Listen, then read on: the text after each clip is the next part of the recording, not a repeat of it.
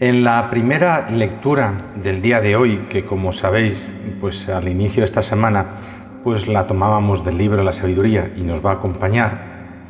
Bueno, pues vemos como una llamada que parece más propia de la literatura de los profetas que de la reposada mesa de los sabios. Es decir, Salomón no es Confucio, ni la Biblia está interesada en competir con Lao Tse.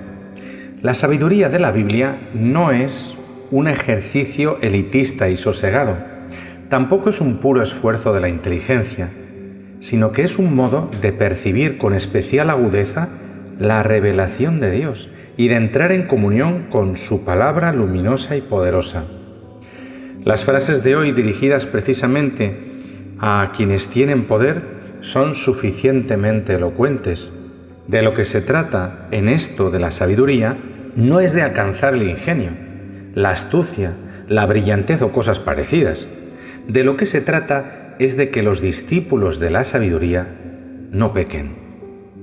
En ese mismo orden de ideas, la justicia no se equipara aquí con un consenso de voces humanas y cuantas más mejor, ni con una fidelidad a un código, sino con la unión de nuestra voluntad con la voluntad divina. Esta sabiduría es visible, toca la realidad y la transforma según la fuerza inconmensurable del querer de Dios. El Evangelio de hoy nos presenta a Jesús que cura a 10 leprosos, de los cuales solo uno, samaritano y por tanto extranjero, vuelve a darle las gracias. El Señor le dice: levántate y vete, tu fe te ha salvado. Esta página evangélica nos invita a una doble reflexión. Ante todo, nos permite pensar en 2 grados de curación, uno más superficial, que concierne al cuerpo, el otro más profundo, afecta a lo más íntimo de la persona, a lo que la Biblia llama el corazón, y desde allí se irradia toda la existencia. La curación completa y radical es la salvación.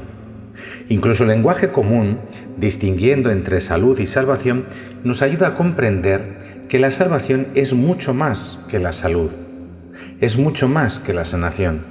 En efecto, es una vida nueva, plena y definitiva.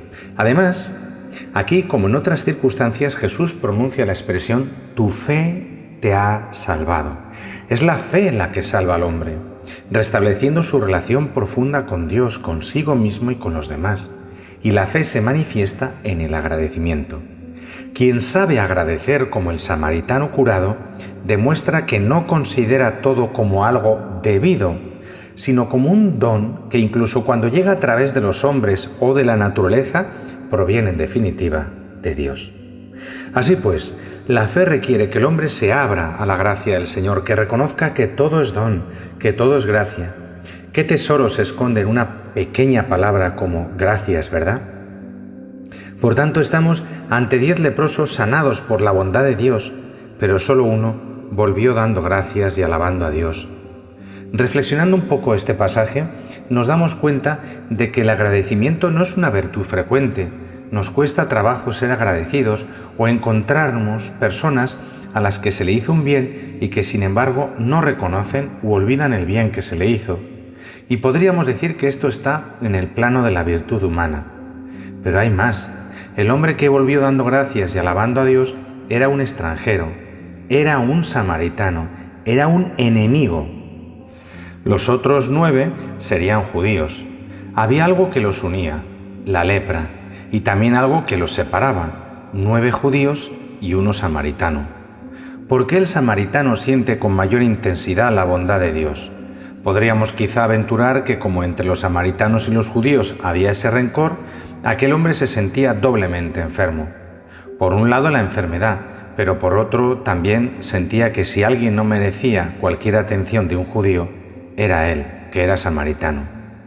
El que tenía conciencia de la mayor necesidad e indignidad es el mismo que cuando recibe la atención de Dios se colma de gozo y de gratitud.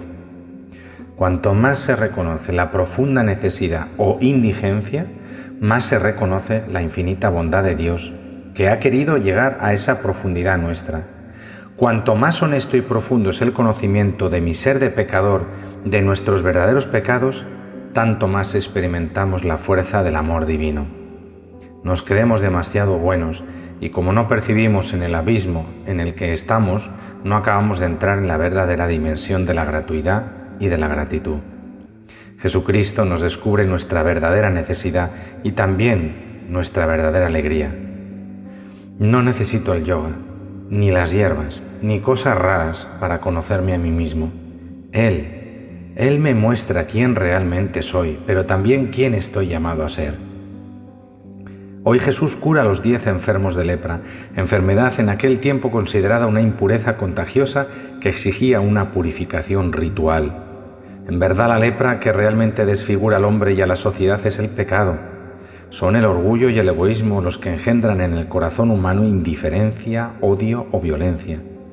Esta lepra del espíritu que desfigura el rostro de la humanidad, nadie puede curarla sino Dios, que es amor.